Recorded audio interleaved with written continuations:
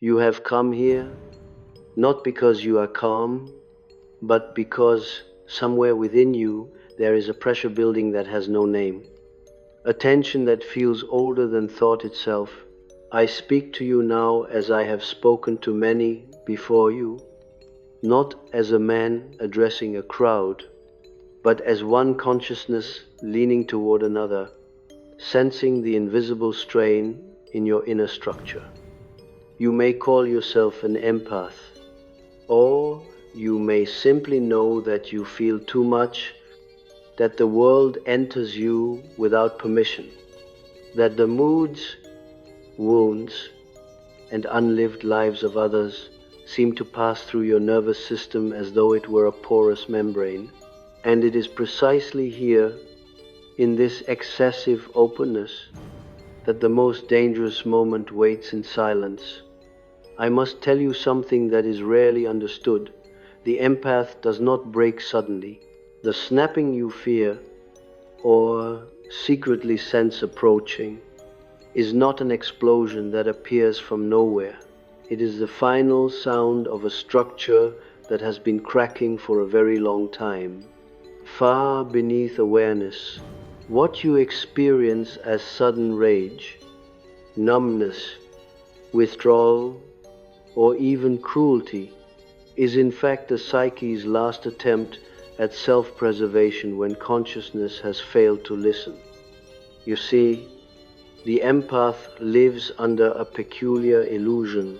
Because you feel deeply, you assume you understand deeply. Because you sense others, you believe you are conscious of yourself. This is the first and most dangerous misunderstanding. Sensitivity is not the same as consciousness. To feel everything is not to know yourself.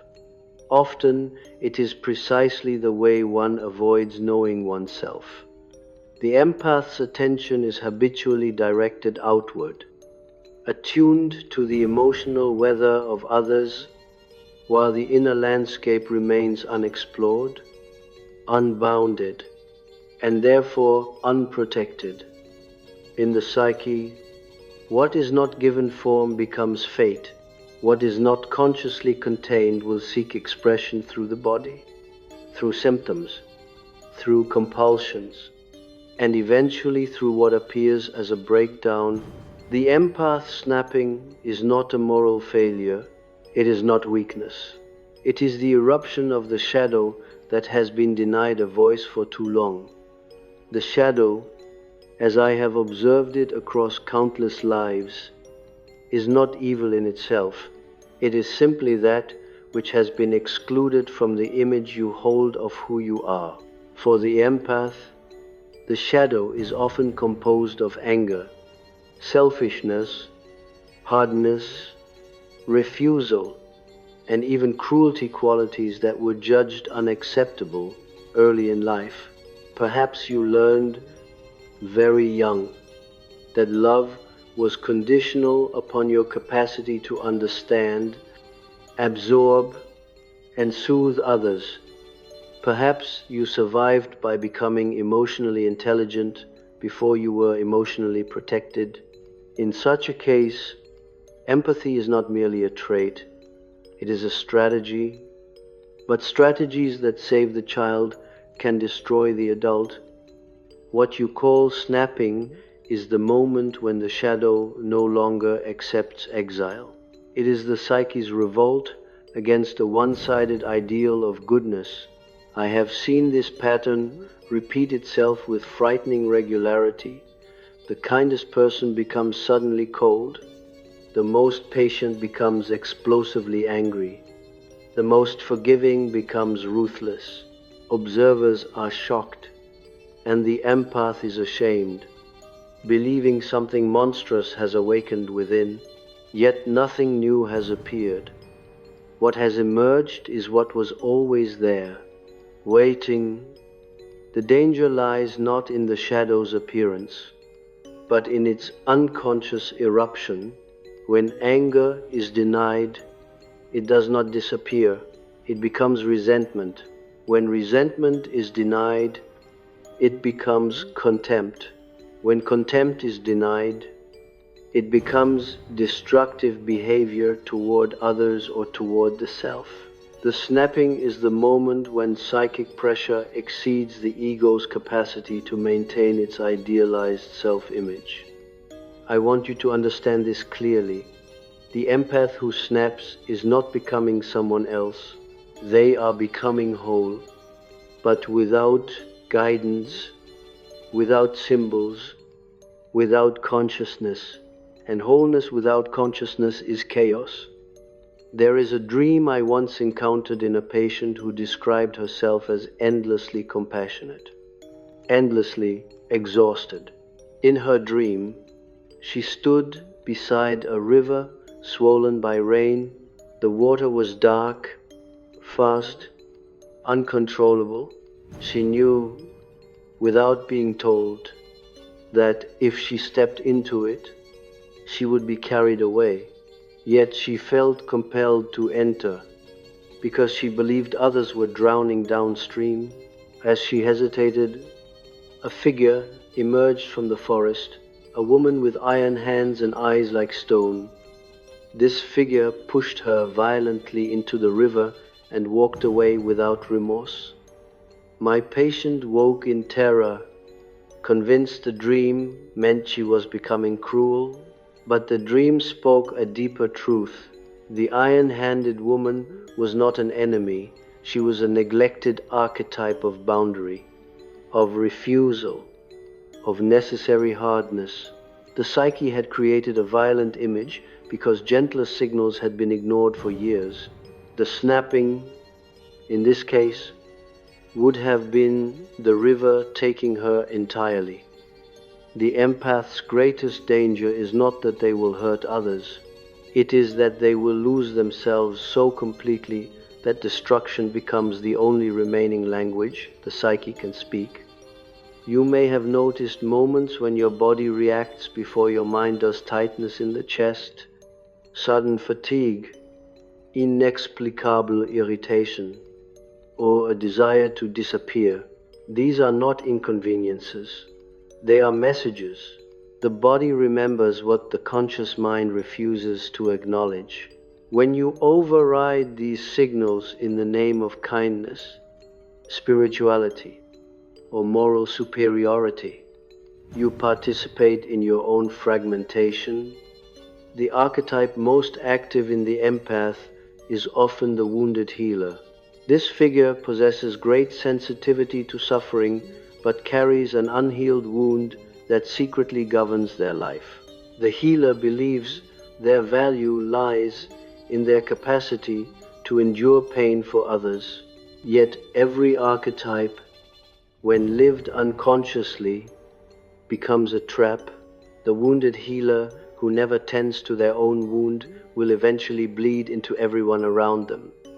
The snapping is the moment when the wound demands attention. Not through reflection, but through force. There is something profoundly unsettling about the empath's shadow because it is so often inverted. The qualities you most despise, coldness, detachment, aggression, are precisely the qualities you most need to integrate consciously. When they are rejected, they appear in distorted, exaggerated forms. The psyche, deprived of balance, swings violently from one extreme to another. I do not speak here to frighten you, but to warn you in the way a physician warns a patient whose symptoms have been ignored for too long. The danger is not inevitable. It is only inevitable when consciousness remains asleep. If you sense that you are nearing such a moment, if you feel a tightening spiral within, a growing impatience with being good, a fantasy of burning bridges or disappearing entirely, do not interpret this as moral decay. Interpret it as a summons. Something in you is demanding incarnation. The task before you is not to suppress the snapping, nor to glorify it as awakening. Both paths are equally unconscious, Your task is to meet the shadow before it takes command, to give language to what has been silenced, to allow hardness to exist without becoming cruelty, to say no without hatred, to withdraw without contempt. This requires courage of a different kind than empathy. It requires the courage to disappoint, to be misunderstood, to relinquish the identity of the Savior. In the next movement of this lecture, I will speak to you about how the psyche signals this approaching rupture through dreams, projections, and relational patterns, and how the empath's relationships often become the stage upon which the shadow rehearses its eventual entrance. Long before the snapping ever occurs, you may have noticed, if you look back with brutal honesty, that long before any outward rupture occurs, your relationships begin to change in subtle and troubling ways. People who once felt nourishing now feel draining. Conversations that once flowed effortlessly now leave you hollow. You find yourself either absorbing too much or withdrawing entirely, oscillating between overexposure and disappearance. This is not coincidence.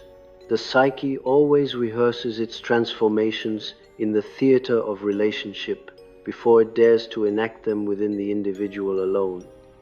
The empath's relationships often become containers for unacknowledged inner conflicts.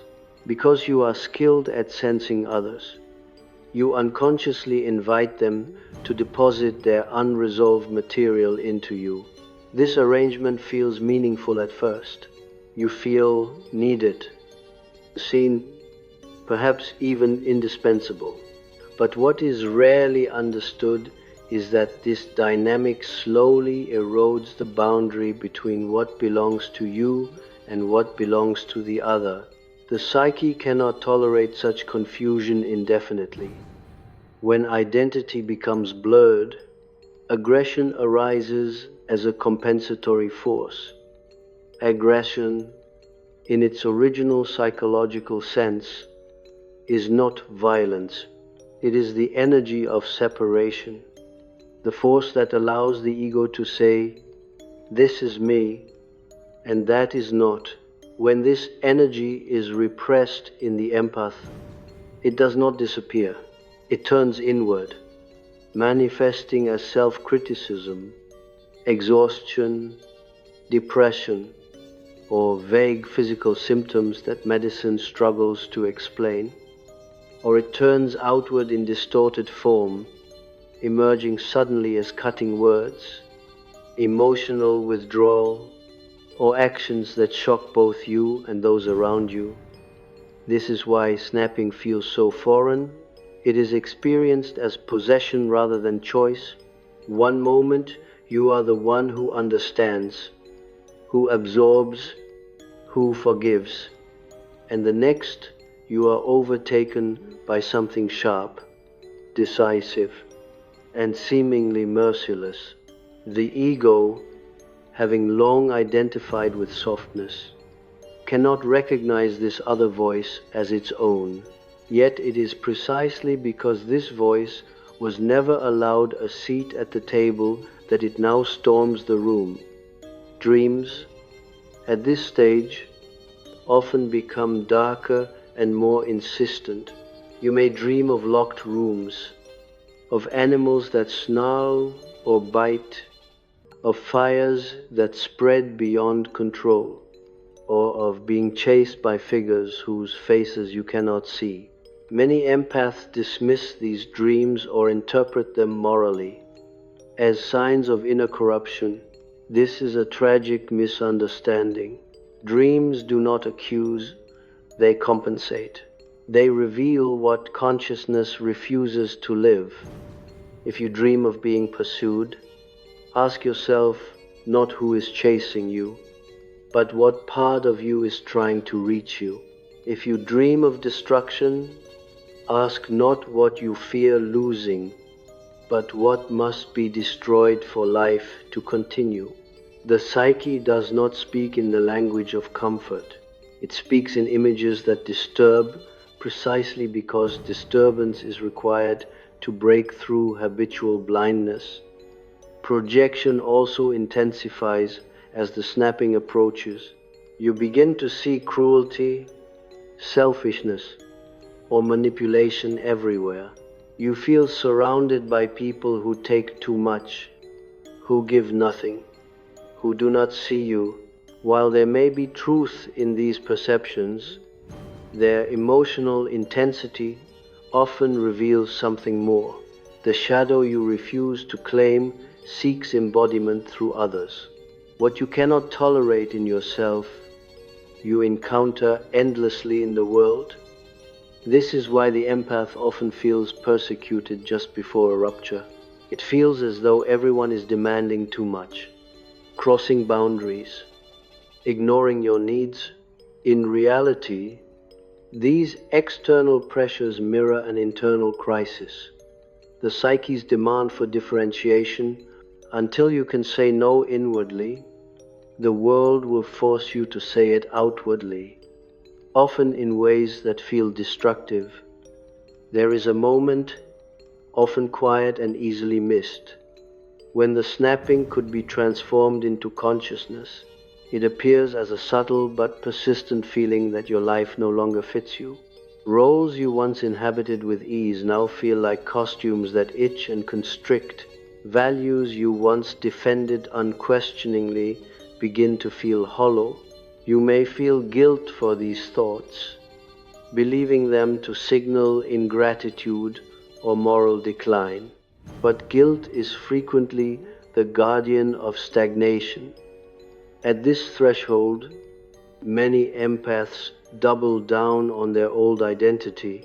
They become more helpful, more understanding, more spiritually inclined, believing that if they can just refine their goodness enough, the inner tension will dissolve. This is the most dangerous choice. When the psyche demands expansion and receives contraction instead, it responds with force. The snapping, then, is not merely psychological, it is archetypal. It is the eruption of a counter-principle long suppressed by a one-sided ideal. In mythic terms, it is the return of the banished god, the awakening of the warrior in the land of healers, the voice of the desert breaking through the garden. Such forces are not gentle when ignored. I want you to consider something unsettling but essential. Many acts of sudden cruelty committed by otherwise gentle people are not expressions of evil, but of unconscious necessity. This does not excuse harm, but it explains it. When consciousness fails to integrate opposing energies, the psyche enacts them blindly.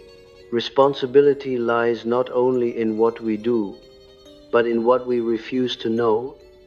The path forward is not to eliminate empathy, nor to harden yourself into indifference. That would merely invert the problem. The task is integration, which is always slow, humbling, and profoundly uncomfortable. It requires you to allow yourself to feel anger without acting it out, to experience selfishness without becoming possessed by it, to recognize your capacity for harm without identifying with it. This is why true individuation is so rare. It demands that you relinquish the comfort of moral superiority and enter the ambiguity of wholeness. The empath who integrates their shadow does not become less caring, they become more real.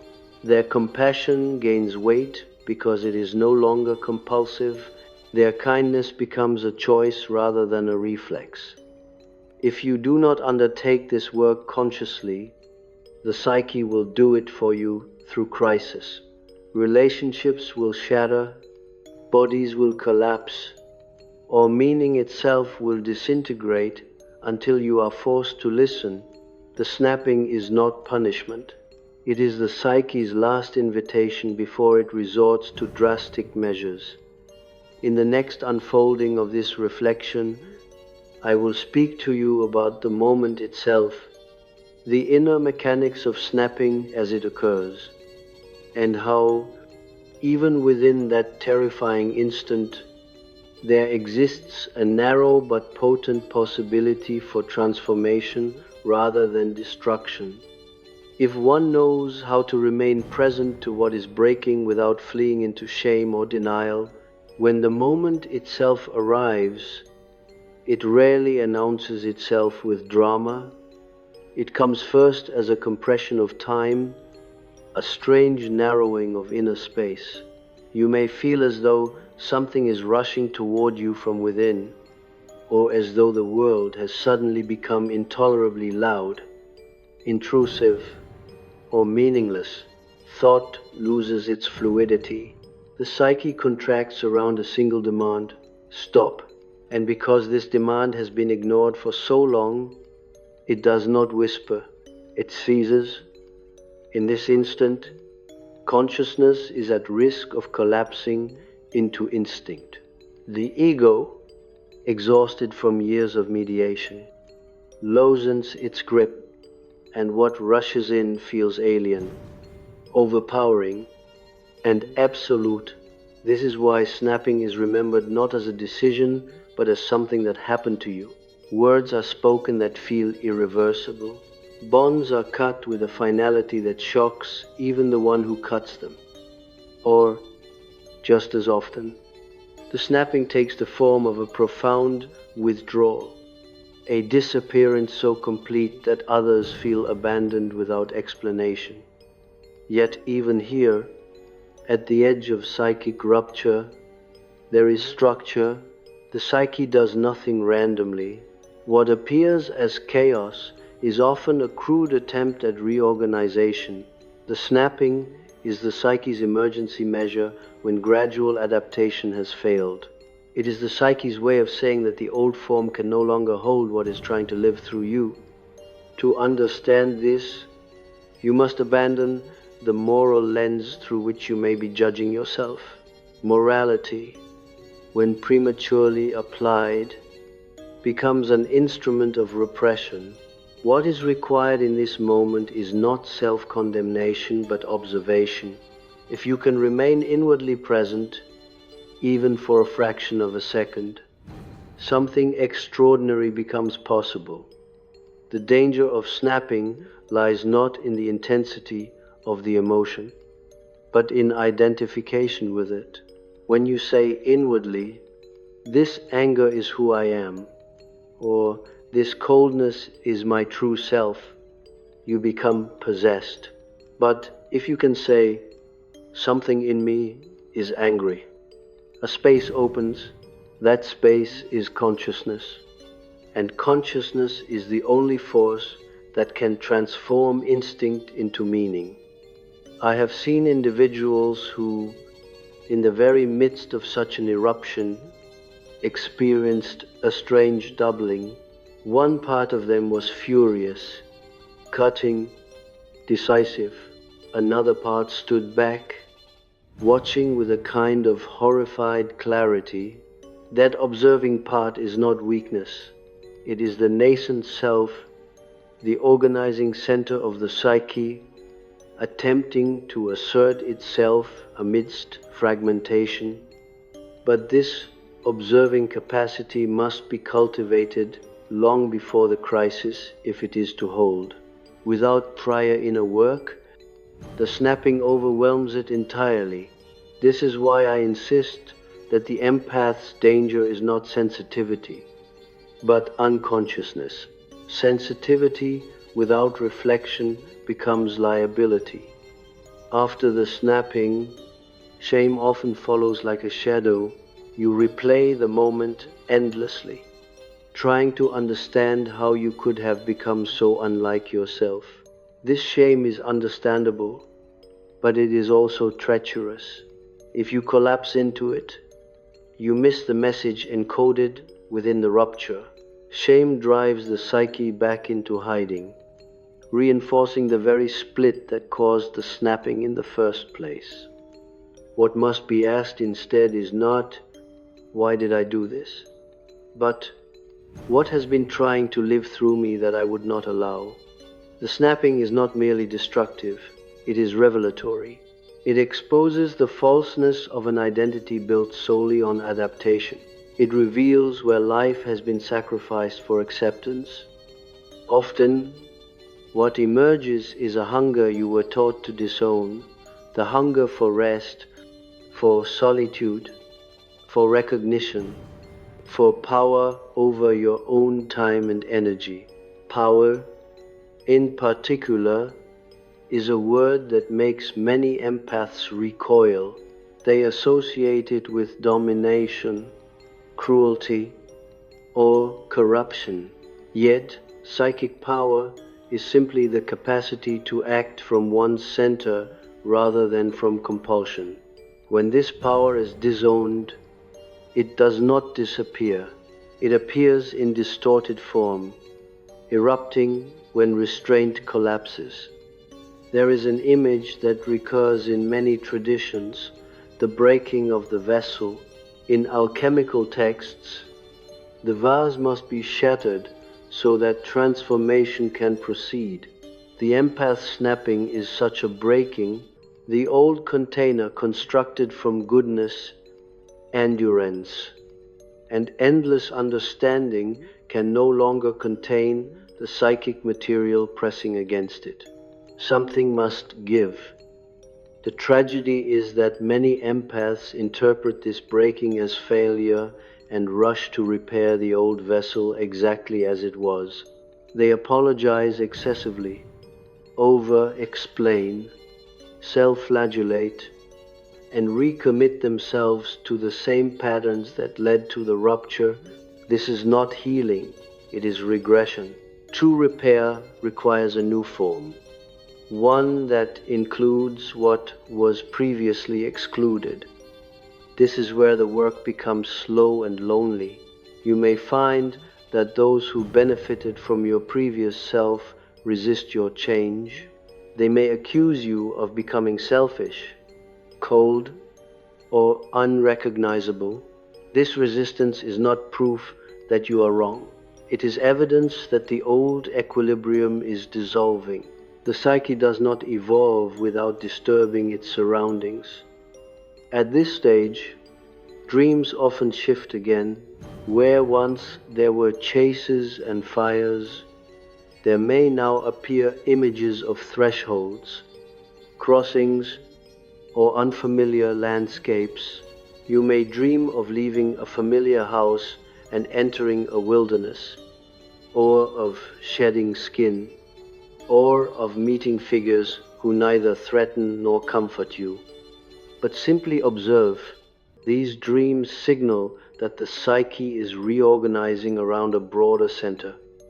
The empath who survives snapping without becoming bitter undergoes a profound transformation.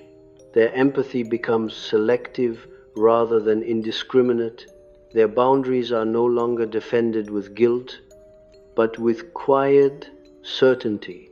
They learn that saying no is not an act of violence, but of differentiation.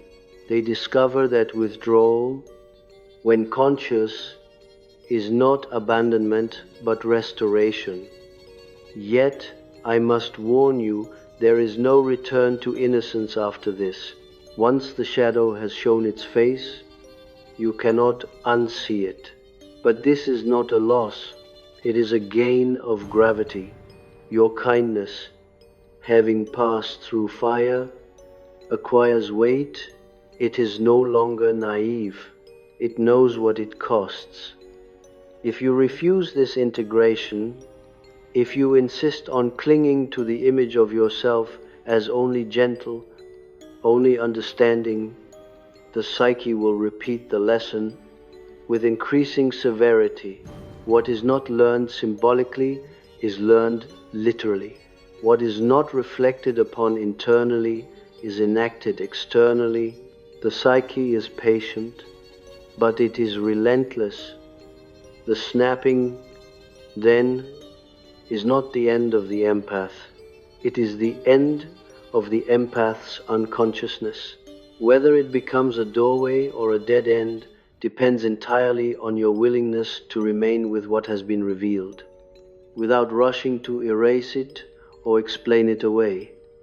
In the final movement of this lecture, I will speak to you about how to live after such a rupture, how to cultivate a form of empathy that is rooted rather than porous, and how to recognize the quiet signs that integration is taking place, not as a dramatic awakening, but as a deep and lasting reorientation of your inner life, where sensitivity and strength are no longer enemies but allies.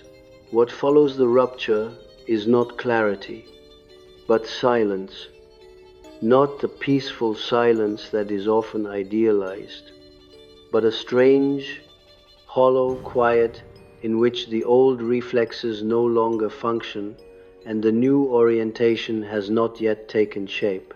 Many mistake this interval for emptiness or loss, and they rush to fill it with explanations, apologies, or renewed efforts to be who they once were. But this silence is a necessary pause in the psyche's reorganization, a space in which a different kind of listening becomes possible. After snapping, the empath often feels less. This is deeply unsettling, because feeling was once your compass. You may wonder if you have become numb or damaged. Yet, what has actually occurred is a withdrawal of libidinal energy from the old patterns of over-identification. The psyche is conserving itself. Sensitivity does not disappear, it goes underground, awaiting a structure strong enough to hold it without leaking. In this phase, the temptation to perform healing for yourself or others is particularly strong. You may want to narrate your transformation, to frame it in spiritual or psychological language, to make it understandable and acceptable. But premature meaning-making is another form of defense. True integration does not announce itself, it works quietly, reshaping your instincts before it reshapes your story. You will notice changes, not in grand insights, but in small, almost mundane reactions. You pause before responding where you once rushed in. You feel irritation and do not immediately explain it away. You decline invitations without constructing elaborate justifications. These moments may feel uncomfortable, even selfish, yet they carry a peculiar sense of rightness. This is the psyche recalibrating its boundaries from the inside. Boundaries, when integrated, are not walls, they are membranes, flexible yet resilient. The old empathic posture was one of constant permeability, a belief that openness was synonymous with virtue. The new posture is one of conscious permeability, an ability to choose what enters and what does not. Choice, here, is the mark of maturity. As this new orientation stabilizes, you may encounter grief, not only grief for relationships that change or fall away, but grief for the self you once were. The old empath, for all their suffering, carried a certain innocence, a belief that understanding could redeem everything. Letting go of this belief is painful, because it involves relinquishing a fantasy of control. You must accept that some suffering cannot be healed by empathy alone, and that some people do not want to be met, only mirrored or resisted. This grief is not a regression, it is a rite of passage. In many traditions, initiation involves a symbolic death followed by a period of disorientation. Only then does the initiate return, not as a savior, but as a participant in the world, bound by limits yet grounded in reality. The empath who integrates their shadow undergoes such an initiation inwardly. You may also find that your solitude deepens. This is not loneliness, though it may resemble it at times. It is a reorientation toward your own inner life, which may have been neglected for years. Without the constant emotional noise of others, your own desires, aversion, and rhythms begin to emerge. This can be disconcerting, especially if you have defined yourself primarily through relationship. Yet, it is here that individuality takes root. Dreams during this period often become simpler, more grounded. Instead of dramatic confrontations, there may be images of building, tending, or walking. You may dream of cultivating land, repairing a structure, or traveling with fewer companions. These images reflect the psyche's effort to establish a livable inner environment, one that can sustain sensitivity without collapse. It is important to understand that integration does not mean you will never snap again. The psyche is not a machine that can be permanently fixed. Life will continue to present situations that strain your capacity. The difference is that snapping, if it occurs, will no longer feel like possession. You will recognize the warning signs earlier. You will intervene sooner, with less drama and less damage. The most telling sign of integration is a change in how you relate to power. You no longer need to dominate or disappear. You can assert yourself without cruelty and withdraw without resentment. Power becomes less visible but more reliable. It resides not in intensity, but in consistency. Others may sense this change without being able to name it. Some will respect it instinctively. Others will feel unsettled because your old role allowed them to remain unconscious. This is not your burden to carry. Individuation is not a democratic process. It is an inner necessity that often disrupts outer harmony before a deeper balance can be established. I want to leave you with this understanding.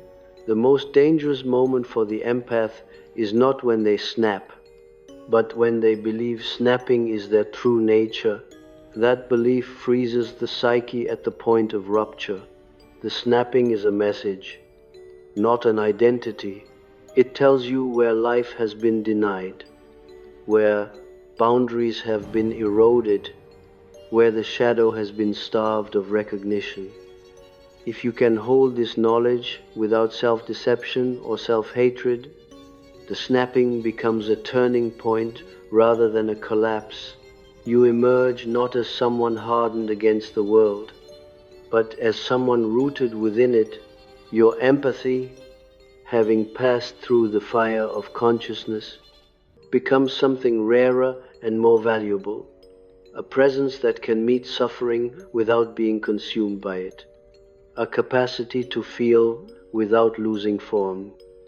In this way, the danger reveals its purpose.